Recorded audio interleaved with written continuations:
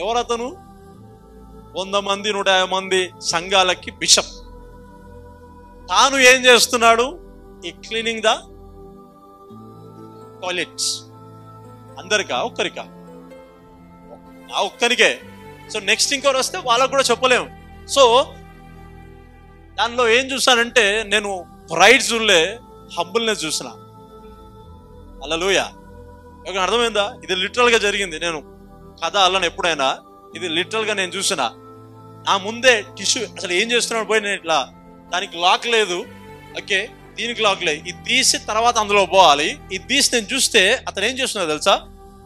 Tissue paper తీసుకొని అంతా clean చేసి వాటర్ వేసేసి నౌ యూ కెన్ గో అన్నాడు.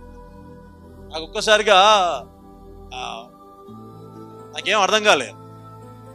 అదంతా మనం చేసుకోవచ్చు, బట్ కేరింగ్ ఒకటి, హంబుల్నెస్ ఒకటి, చూసుకోవడము, జాగ్రత్తగా చూసుకోవడము. రెండోది ఏంటిది? తగ్గించుకోవడం. Not pride. అంటే తానున్న స్థాయికి ఎవరక్కడ అని చెప్పొచ్చు, కానీ ఎవరక్కడ అని చెప్పలే, నేనే అని చెప్పాడు ఆయన. తనకు తాను వెళ్ళి చేసేస్తున్నాడు. హల్లెలూయా. ఎందుకు ఈ మాట చెప్తున్నాడంటే, రైచస్ లైఫ్ ఎప్పుడైనా హంబుల్నెస్కి వస్తుంది, నాట్ ప్రైడ్కి రాదు. వింటున్నారు ఎవరైనా? నీతి గల జీవితము, నీతిని కాపాడుకునే వాళ్ళు, నీతిని కలిగిన వాళ్ళు ఎప్పటికీ వాళ్ళకు వాళ్ళు పఫ్, వాళ్ళకు వాళ్ళు బూస్ట్ అవ్వరు, కానీ వాళ్ళు ఎప్పుడైనా హానరింగ్ లైఫ్, ఇంకొకరిని కనపరిచే స్థితికి లేదా తగ్గింపు స్వభావంలోకి వస్తారంట. ఆమేన్. ఓకే, సరే విందాం. యాకోబు రాసిన పత్రిక 4వ అధ్యాయం నేర్చుకోవాలా? ఎందుకంటే I'm a Christian, I'm walking with the lord. హల్లెలూయా.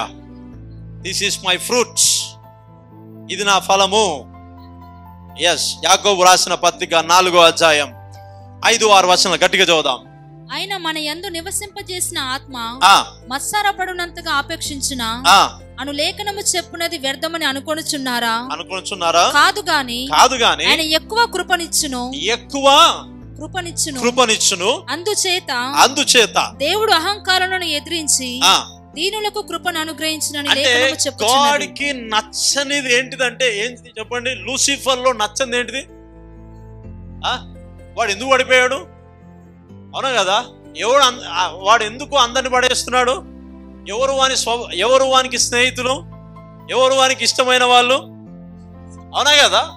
ఎవరిలో ఆ గుణము, ఆ qualities, the anointing of pride, అభిషేకం యొక్క గర్వము ఎవరిలో ఉంటుందో ఈ అట్రాక్ట్స్ అంట. వాడు ఏం చేస్తాడంటే వాళ్ళని అట్రాక్ట్ చేసుకుంటాడంట. అర్థమవుతుంది కదా? అయితే ఇక్కడ ప్రభు యాకోబు ఎవరు రాస్తున్నా అంటే ఇజ్రాయెల్ ప్రజలు, దే ఆర్ జివ్స్, యూదులు, దే యాక్సెప్టెడ్ క్రైస్ట్, వాళ్ళు క్రీస్తును అంగీకరించారు. చెదిరిపోయిన వారికి ఈ లేఖనం రాస్తున్నా ఏమంటుందంటే, మేబీ మీకున్న వాగ్దానాలను బట్టి కావచ్చు, మేబీ మీకున్న సౌకర్యాన్ని బట్టి, నీకున్న దాన్ని బట్టి, దీన్ని బట్టి ఒకవేళ నువ్వు అతిశయిస్తున్నావేమో కానీ no no no no no be humble yourself. ఏమంటాడు సార్? నీకు నువ్వుగా తగ్గింపు కలిగిన జీవితాన్ని నువ్వు మెయింటైన్ చేయాలంట. అయితే ఏమంటాడంట? అధికమైన కృపనిస్తాడంట. ఏమిస్తాడండి? అధికమైన కృపనిస్తాడంట. ఏం జరుగుతుందంట అక్కడ? కృపనిచ్చి ఏం చేస్తాడంట? అహంకారులను ఎదురించి దీనులకు కృపను ఇస్తాడంట. అంటే అహంకారులు దేవుని కృపను పొందుకుంటున్నారా? దీనులు పొందుకుంటున్నారా? Hallelujah. So if a man receive grace, ఒక వ్యక్తి దేవుని కృపను పొందుకుంటే ఆ వ్యక్తి ధన్యుడు, ఆ వ్యక్తి నిజంగా దీవించబడ్డ వ్యక్తి, ఆ వ్యక్తి నిజంగా హెచ్చించబడ్డ వ్యక్తి, ఆ వ్యక్తి నిజముగా కనుదృష్టిలో ఉన్న వ్యక్తి, దేవుని కనుదృష్టిలో ఉన్న వ్యక్తి. నేను ఎంకరేజ్ చేస్తున్నా, నువ్వు మేబీ నీకున్న క్వాలిటీస్ కావచ్చు, నాలెడ్జ్, విజ్డమ్ అన్నిటినీ కావచ్చు, ఏ ఉన్నా లేకున్నా దాన్ని బట్టి కాదు నువ్వు అతిశయించకు. ఓన్లీ నీ దేవుని బట్టి నువ్వు అతిశయించడం ప్రారంభించు. హల్లెలూయా. సో క్రిస్టియన్స్, బిలీవర్స్, రైచస్, నీతి గల ప్రజలు ఏం చేస్తారంటే ప్రతిసారి వారు దేవుణ్ణి హానర్ చేస్తారు. అలాగనే తోటి సహోదరులు ఎలా చూస్తారంటే దే హంబుల్ దెమ్సెల్ఫ్. ఆమేన్. హల్లెలూయా. నేను అంటాను, నువ్వు నేర్చుకోవాలా, ఇంకొకరికి నేర్పించాలా?